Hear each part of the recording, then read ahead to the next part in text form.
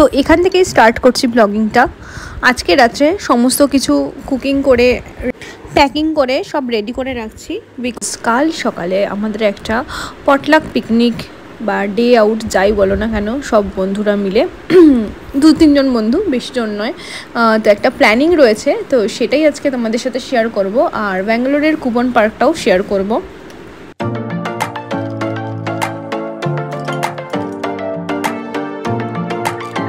Next মর্নিংয়ে ready হচ্ছি।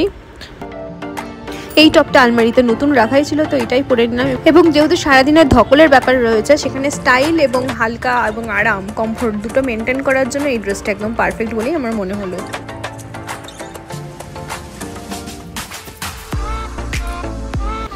এই হলো আমার আজকের আউটফিট। কেমন লাগছে সবাই অবশ্যই কমেন্টে জানিও। তো এবার রেডি হয়ে বেরিয়ে পড়া যাক।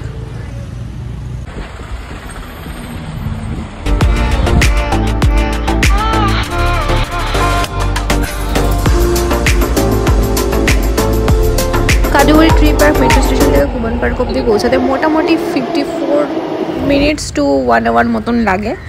আর প্রাইস যেটা লাগে, কস্ট হচ্ছে 70 rupees per head by metro. আর ক্যাব উবের এগুলো আলাদা রয়েছে।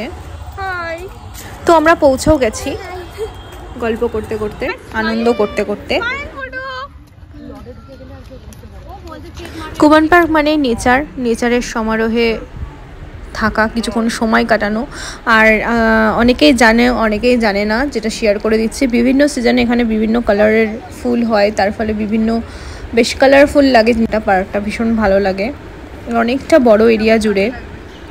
তো আমরা মোটামুটি চাদর টাদর বিছিয়ে বেশ বসে পড়েছি, গল্প আড্ডা দেবো, একটু পরে খাওয়া দাওয়া করব, খেলাধুলা করব। জাস্ট যেটা মিস হয়ে গেছে সেটা হচ্ছে একটা স্পিকার আনতে ভুলে গেছি, নাহলে গান চালিয়ে আমরা একটু নাচানাচিও করতাম। আরে বাসে বি খেলছিস তো বাবান, যা পড়ে গেল। তো সারাটা দিন কিভাবে কাটাচ্ছি, কতটা আনন্দ করছি, সেটাই তোমাদের সাথে শেয়ার করা।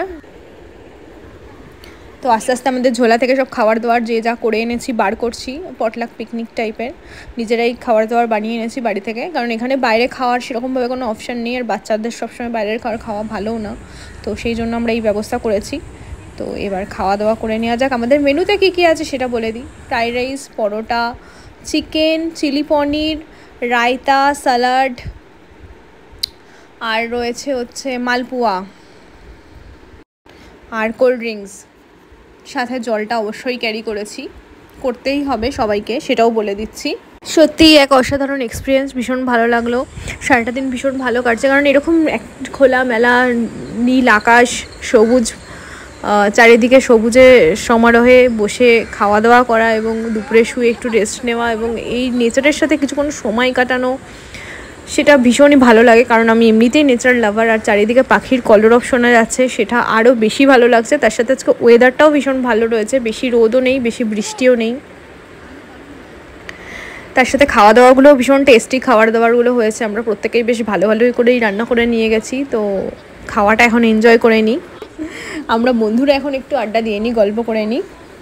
সত্যি বলতে প্রতিদিনকার ব্যস্ততার রুটিন থেকে একটু বেরিয়ে যদি মাসে একটা দিন বা 2 মাস পরে হলেও একটা দিন এরকমভাবে কাটানো যায় প্রকৃতির কোলে, তাহলে সত্যিই ভীষণ একটা রিফ্রেশমেন্ট হয়। আবার নতুন করে পরবর্তী দিন থেকে মানে ডেলি রুটিনে ফেরার জন্য একটা নতুনভাবে এনার্জি পাওয়া যায়, একটা রিফ্রেশমেন্ট হয়।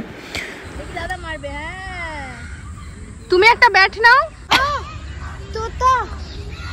টিয়া পাখি মানে তোতা, হাই রে টিয়া লেজ ঝোলা। কোথায় গেল টিয়া পাখিটা? আরে ওই তো লাল চোচ, এই টিয়া পাখি ওখানে আয়, তোর ছবি তুলে আছে সুন্দর লাল চোচ পরা টিয়া পাখি। হ্যাঁ,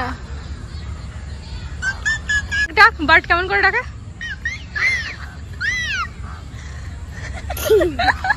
এই তো টিয়া পাখি, মাম্মা লাল চোচ টিয়া পাখি।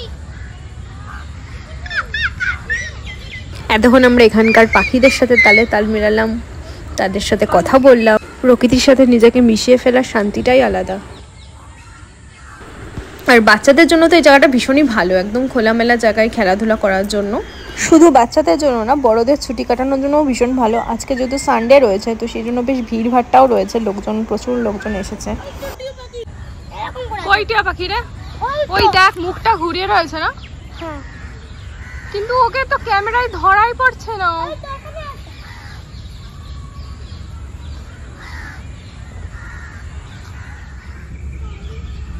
মাকে দেবার এনা, থ্যাংক ইউ। এক ঢুকু খাবো না, খা, আন্টিকে আবার দেবে। তো দুপুরে লাঞ্চ করে, ঘোরাঘুরি করে, হাঁটাচলা করে একটু, এবার আমরা কোল্ড ড্রিঙ্কস খাচ্ছি, সবাই মিলে বসে আড্ডা দিচ্ছি। মাথার খুলিগুলো এনজয় হচ্ছে। ভালো করে হেসে বল, ওরম করে না বললে।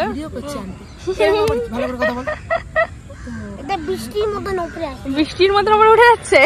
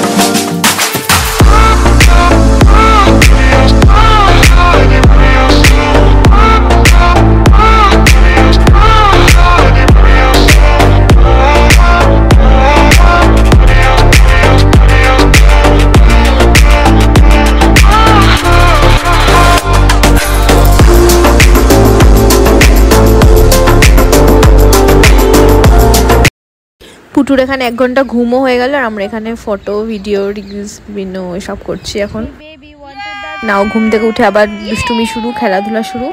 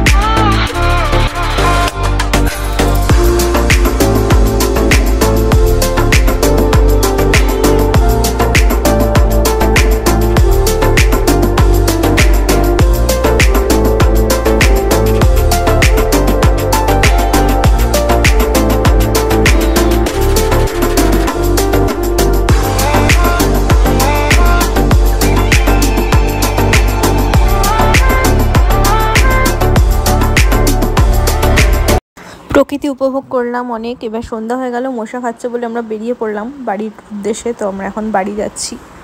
কচি কাচের সাথে টাইম স্পেন্ড করতে আমার সবসময়ই ভীষণ ভালো লাগে, আর গুড মোমেন্টসগুলো, মেমোরিগুলো বানিয়ে রাখার জন্য আমি সবসময় ফটো ক্যাপচার বা ভিডিও ক্যাপচার করে রাখি।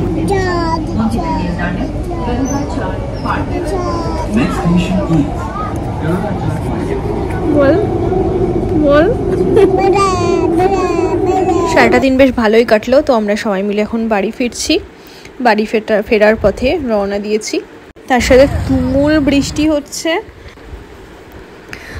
আর ভিডিওটা কেমন লাগলো অবশ্যই জানিও। আমি এখানে ভিডিওটা এন্ড করছি, বাট করতেও করছি না, আরও কিছু ক্লিপ তোমাদের সাথে শেয়ার করা বাকি আছে, যেই সময়গুলো আমরা ভীষণ এনজয় করেছি সেগুলো একটু জাস্ট শেয়ার করে দিয়ে আমি ভিডিওটা এন্ড করছি।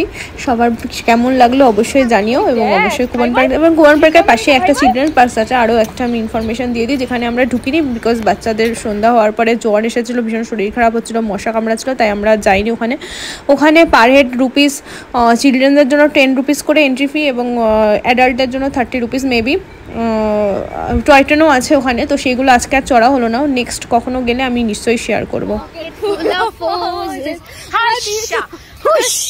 We all fall